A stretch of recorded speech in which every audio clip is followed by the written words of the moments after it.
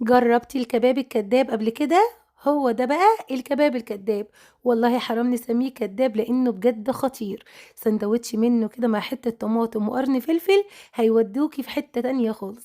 تعالوا نشوف عملناه إزاي بطريقة اقتصادية وسهلة وسريعة وبسيطة. بس قبل ما نبدأ صلوا على النبي، اللهم صل وسلم وبارك على سيدنا محمد وعلى آله وصحبه وسلم.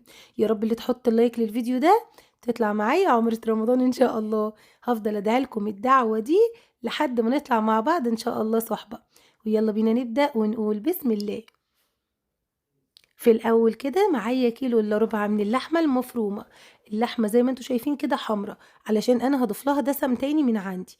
معايا هنا ده كيس من بتاع توابل اللحمة المفرومة بيتباع عند العطار، ومعايا معلقة صغيرة توم بودرة، معلقة صغيرة بابريكا، معلقة صغيرة فلفل أسود، ومعلقة صغيرة من البيكنج باودر.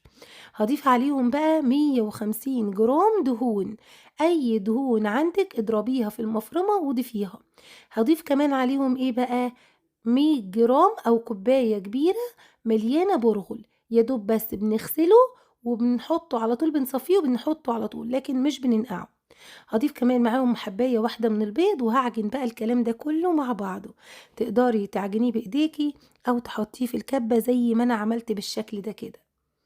بُصّوا بقى الطريقة سهلة وبسيطة ومش بتاخد منِّك وقت ولا مجهود. تقدري تجيبي قالب زي حالاتي كده وتحطيها في القالب، تقدري تلفيها في stretch wrap، تقدري كمان تلفيها رول وتحطيها على شبكة وتدخّليها على طول في الفرن. الوصفة دي يا جماعة أنا جايبة فيها ملايين مشاهدات على اليوتيوب من زمان، يعني من سنين وأنا مشهورة بيها بفضل الله. كانت ترند عندي الحمد لله والشكر لله، كل اللي جرّبها بيدعي لي. تقدري تقدّميها بقى بعيش، تقدري تقدّميها جنب رز بسمتي، جنب مكرونة سباكيتي مش هتقول لِك لأ.